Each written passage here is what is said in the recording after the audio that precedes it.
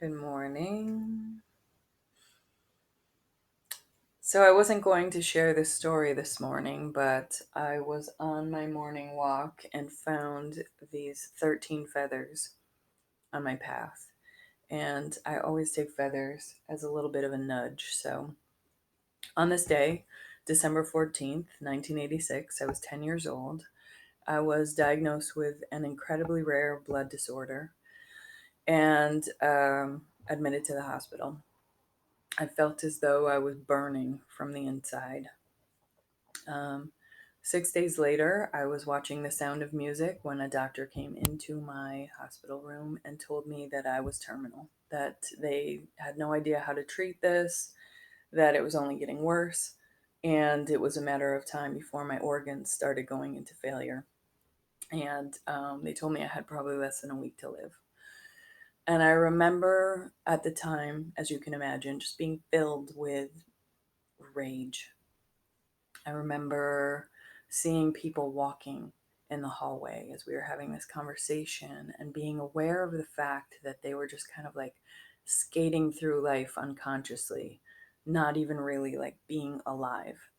And I remember feeling so cheated out of the fact that I was just 10 years old and, my life was being taken from me. And, over the next couple days, I really had to process and be aware of this sense of injustice that I felt. But at the same time, I was in so much pain that I really just wanted to be free of the pain that my body was in.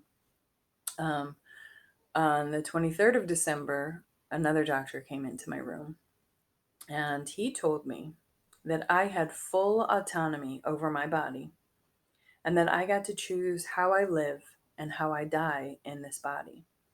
And this had a just profound impact on me at the time. And he offered me the opportunity to undergo a procedure that very likely was going to kill me and put me into cardiac arrest, and I would probably die in the middle of the procedure. But there was a very small fraction of percentage that it could clear the disease from my body and that I would be able to live. So I decided that I wanted to undergo this procedure. My parents were very upset about this because they wanted me to just kind of ride it out and let myself die naturally. And I told them that I had full autonomy over my body and I was choosing to undergo this procedure myself. So my family all came that day and said their goodbyes. The priest from my church came and administered my last rites. When I went into the procedure, they had to keep me conscious, but they numbed me from the shoulders down. And a pump was put in my heart.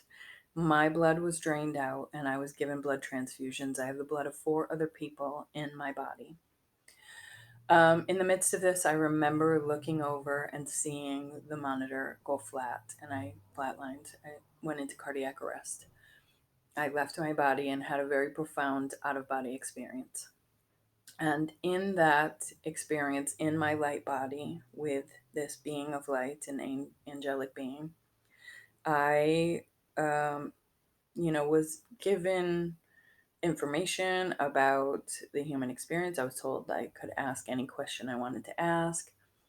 And I was told that I am a light worker and that my job as a human was to help humanity transition from that state of unconscious, just skating through life, into a space of unity consciousness, and that this would happen in my lifetime.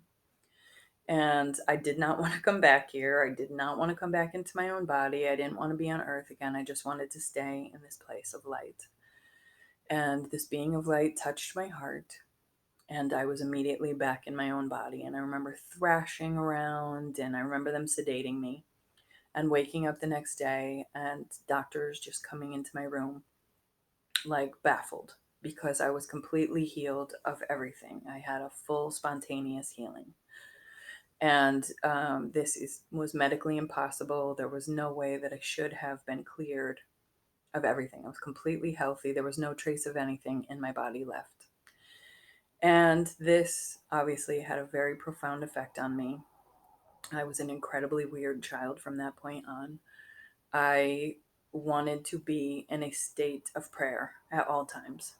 I wanted to quit school and join a monastery and just be a nun and pray. And, it would make my mother very uncomfortable. I would be in the grocery store and I would wander over and see a person that I knew was suffering and ask if they wanted to pray with me. And, I started being able to see colors around human beings. I could see the human energy field. And, this was not widely accepted, especially in a 10-year-old child. So I was obviously sent to therapy and very heavily medicated from that point on.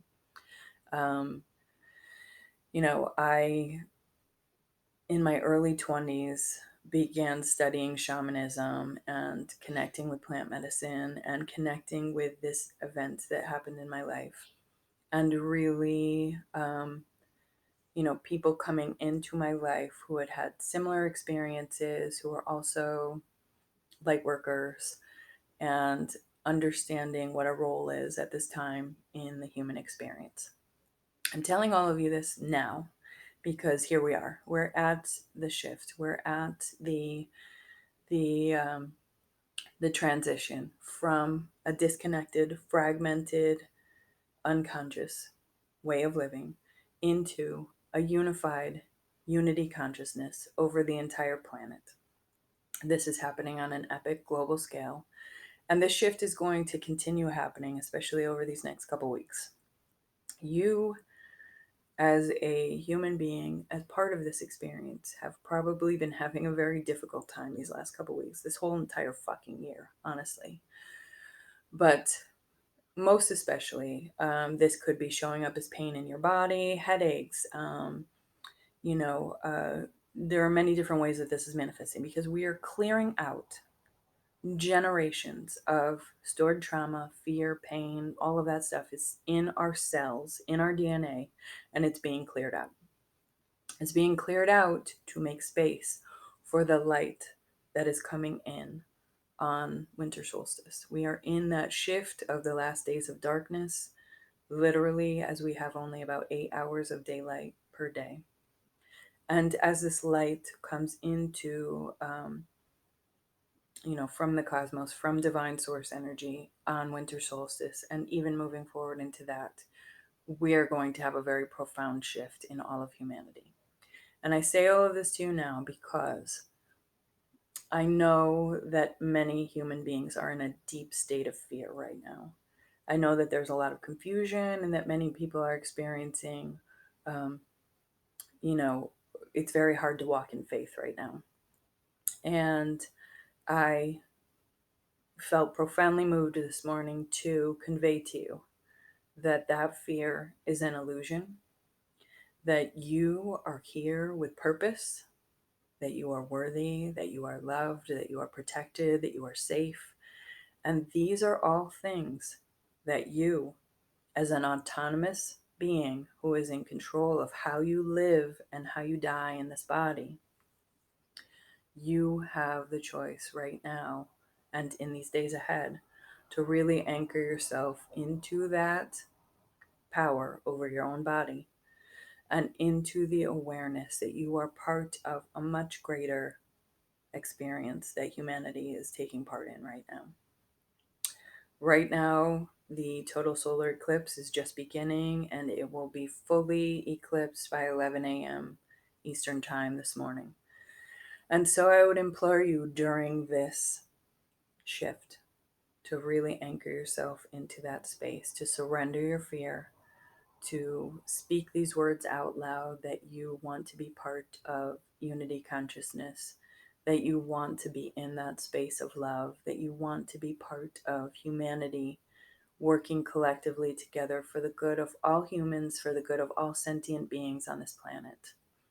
And I would implore you to surrender that fear and just allow yourself to be in that space of light and peace over these next few days because you are worthy. You showed up here at this time to be part of this transition team. And I truly and wholeheartedly believe that we will be living a completely different experience a year from now at this time. Thank you for listening. I wish you complete peace and wellness and love to enter your heart and allow you to be present in this beautiful transition, because I feel it in my heart. I've known it my entire life, and I believe we are shifting into something truly beautiful and real.